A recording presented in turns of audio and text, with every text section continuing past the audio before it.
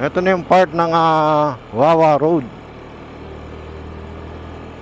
Ito pagka naayos na yung ginagawa dun sa Upper Wawa,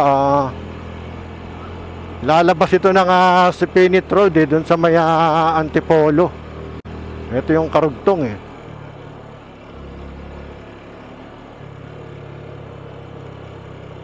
Ngayon titingnan natin kung hanggang saan yung pwede nang daanan.